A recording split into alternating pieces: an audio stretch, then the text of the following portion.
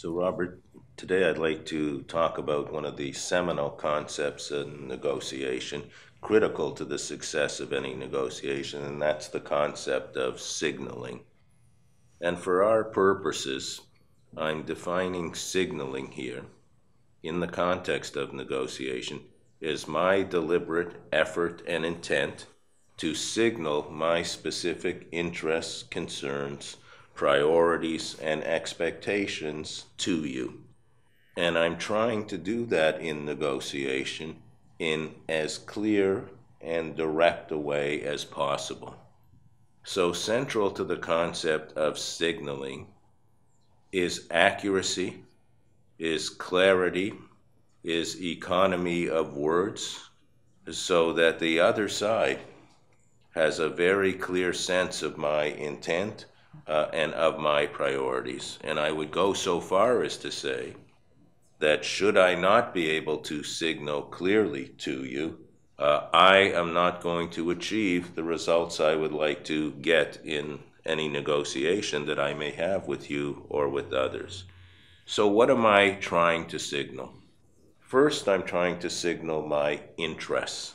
And by that I mean I may have specific resource needs. I may be seeking your help in gaining coalitional support. I may want a particular payoff or outcome in the negotiation. And so my task in the level of interest is to be able to communicate what is it in concrete terms that I would like to achieve today, and equally important, what I would like your support in helping me achieve today. In terms of expectations, I want to signal how I expect the process to proceed. I want to signal that I would like things to unfold in an orderly, logical fashion, that we have each been transparent to the extent possible in laying out our priorities on the table. And I want to know something about norms and rules in terms of how we will exchange concessions. In short, I want to be able to signal that I expect the norm of reciprocity to be in place, recognizing that negotiation is very much a process of give and take. I also want to signal about my level of preparation. I want to be able to signal something about what I expect of you in this negotiation. And I want you to have a sense of what my aspirations are. And I want to say something about my negotiation style.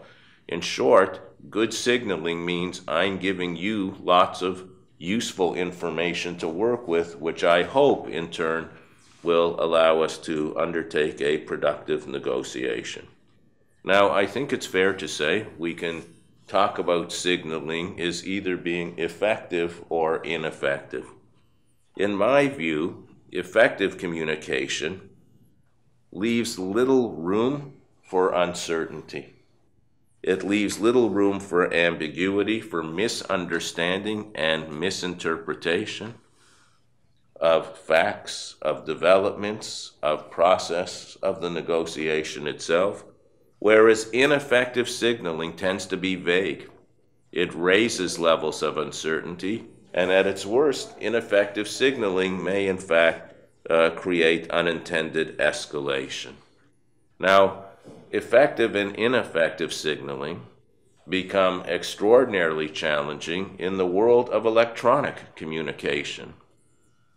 So we can think of effective and ineffective communication that we might have between us, for example, face to face, but it becomes especially layered in complexity in the context of electronic negotiation, or even indeed negotiating over the telephone, where we can't see each other's faces, we can't see each other's expressions, and so a whole host of communication signals that we might normally see, literally see in negotiation, are unavailable to us. Beyond the electronic world, of course, there's a whole cross-cultural dimension of negotiation in terms of signaling. In many cultures, the use of particular tone, the use of particular language, looking away, looking toward the person directly, all of these have implications for respect, for honor, for dignity, for showing that the other, that we are truly participating in a serious way in the negotiation. So as you can see, signaling is not only important, but has many layers to it, whether we're doing it face-to-face, whether we're doing it electronically, or indeed internationally. Clearly, signaling is important in negotiation, but how do I be successful if verbal communication is blocked or hindered in some way?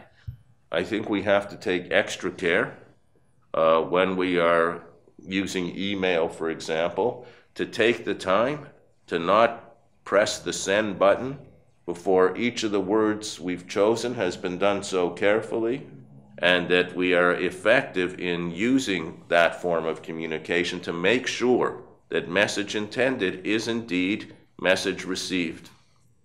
As well, I would argue that cross-culturally we need to either read, educate ourselves on the do's and don'ts of particular cultures to make sure that we don't run into the trap of saying things or acting in ways inappropriate to the message that we intend to convey about our sincerity and the goal of reaching agreement today.